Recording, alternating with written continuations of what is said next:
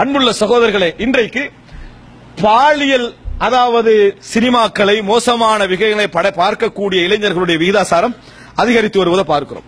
இது சம்பந்தமாக ஒரு அதாவது இந்த மின் ஷர்ரில் வஸ்வாசில் ஹன்னாஸ் என்ற அந்த சூரத்துடைய அந்த வசனத்தை வைத்து ஒரு தஃப்சீர் சொல்லப்படுகிறது. உண்மையில் ஒரு அழகான ஒரு செய்தி.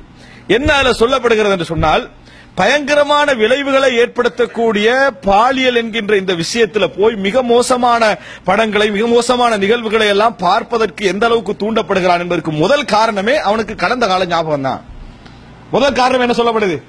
கடந்த கால ஞாபகம் தான் அவனுடைய இந்திய வழிகேட்டுக்கான காரணமாக சொல்லப்படுகிறது.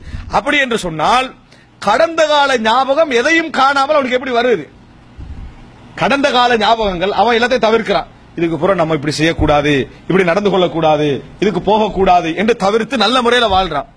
திருப்பி எப்படி மஸ்ஜிதில் இருந்தவனை கொண்டு போய் மறுபடி சினிமா ஹால்ல எப்படி கொண்டு போய் நிறுத்தப்படுறான்? எதையுமே அவன் பார்க்கல, திருந்திட்டான். இந்த மாதிரி பார்க்க கூடாது, நல்ல முறையில வாழ்றவன் மஸ்ஜித்ல இருந்து தொழுகிற நேரத்தில் தொழுதுட்டு கிளம்புறான் சினிமா ஹாலுக்கு. எப்படி அவன் போனான்? எப்படி அந்த இடத்துல அவன் தூக்கப்பட்டான் என்று பாத்தீங்க என்று சொன்னால், முதல் அவன் எதை தடை செய்யணுமோ அதை தடை செஞ்சுக்கல. என்ன சிந்திக்கிறது பிரச்சனை இல்லை தானே என்று முதலா எலவு பண்றாங்க. அதை பத்தி இப்படி எல்லாம் நம்ம பயங்கரமாக இருந்தோம் என்று ஒரு முக்கியமான கடந்த காலத்துடைய மோசமான நிகழ்வுக்கு மனசுல என்ன செய்யறான்? இடம் கொடுக்கிறான். இடம் கொடுக்க ஆரம்பித்ததுதான் ஷைத்தானுடைய முதல் வெற்றி. ஷைத்தானுடைய முதல் வெற்றி அதுதான். அந்த இடத்துல வஸ்வாசு தான் எனது அனைத்து கேடுகளுக்கும் காரணமானவன் புரிஞ்சிருந்தால் அந்த சிந்தனைக்கே என்ன செய்யக்கூடாது? எலவு பண்ணக்கூடாது.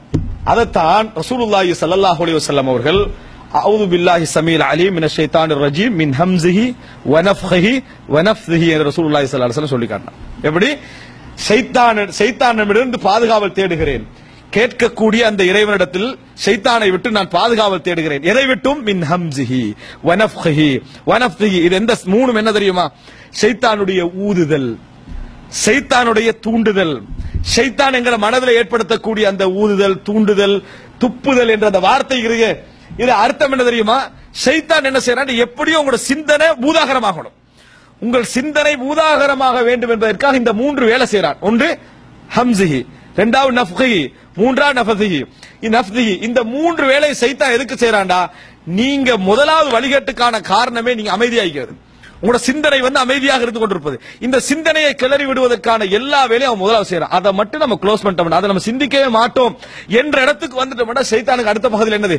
எந்த விதமான அதிகாரமும் இல்லை என்பதை நம்ம புரிந்து கொள்ள வேண்டும். எனவே அன்புள்ள சகோதரர்களே, இது நம்ம புரிந்து இந்த குறிப்புகள்லாம் சொல்வதற்கான காரணம் சும்மா சொல்லிட்டு போகலாம். நம்ம நிறைய குர்ஆன் வசனங்களை கேட்டிருக்கிறோம்.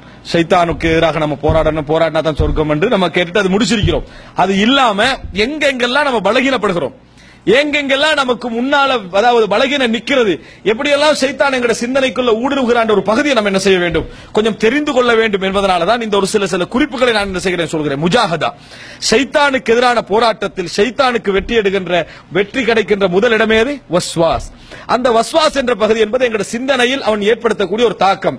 சிந்திப்பதற்கு நாம் என்றைக்கு இடம் கொடுக்காமல் இருக்கிறோமோ அன்றைக்கு நம்ம என்ன செய்யலாம்? பல இடங்களில் வெற்றி காணலாம் என்பதை நீங்கள் உணரலாம். அன்புள்ள சகோதரர்களே, அது மாத்திரம் இதெல்லாம் வல்லதீன ஜாஹது ஃபீனா லனஹ்தியன்னஹும் சுபுலனா, எங்களில் யார் ஜிஹாது செய்கிறார்களோ அவர்களுக்கு எமது பாதைகளை நாம் என்ன செய்வோம்? திறந்து காட்டுவோம். அட, இதையா நான் இவ்வளவு நாளும் செய்து கொண்டிருந்தேன், இதுதானா எனக்கு இவ்வளவு பாரமாக இருந்தது என்று நீங்க நினைக்கக்கூடிய எத்தனையோ விஷயங்கள் என்ன செய்யும்? உங்களுக்கு உருவாகும். எப்பொழுது? முஜாஹதா செய்தால், ஒரு போராட்டம் செய்தால். அன்புள்ள சகோதரர்களே, பாருங்கள், அதாவது ரசூலுல்லாஹி ஸல்லல்லாஹு அலைஹி வஸல்லம் அவர்கள் சொல்கிறார்கள், அல் முஜாஹித் மன் ஜாஹத நஃப்ஸஹு ஃபில்லாஹ். ஒரு போராளி என்பவன் யார் தெரியுமா? அல்லாஹ்வுடைய விஷயத்தில் தனது நஃப்ஸோடு போராடுகின்றவன்.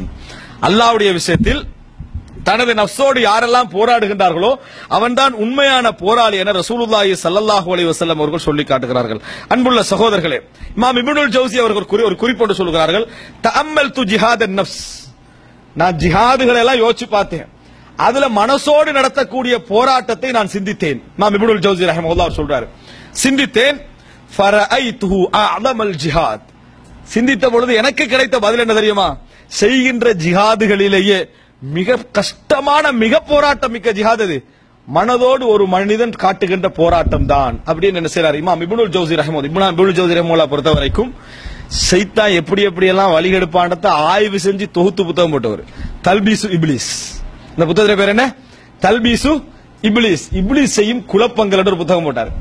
உலமாக்கள் எப்படி கெடுப்பான், மாணவர்கள் எப்படி கெடுப்பான், அதே போல என்னது சமுதாய தலைவர்கள் எப்படி, பொதுமக்கள் எப்படி, வியாபாரிகள் எப்படி, இப்படி என்று எல்லா பகுதியும் எடுத்து என்னென்ன அடிப்படையில் எல்லாம் சிந்தனை ரீதியாக தாக்கம் செலுத்த முடியும் என்று எல்லா பகுதி மதாகல்களையும் எடுத்து என்ன செஞ்சாரு, ஒரு புத்தகமா போட்டவர். அவர் சொல்றார், தஅம்மல் துரா ஜிஹாத, அதாவது நான் வந்து ஜிஹாதை பார்த்தேன், ஜிஹாதை ஆய்வு செய்து பார்த்தேன். ஃபரஐது ஜிஹாது நஃப்ஸி அலம், ஜிஹாது நஃப்ஸ் மனதோடு நடத்தக்கூடிய போராட்டம் தான் மிகப்பெரிய போராட்டமாக நான் என்ன செய்தேன், கண்டுகொண்டேன் என்று சொல்வதை நம்ம பார்க்கிறோம்.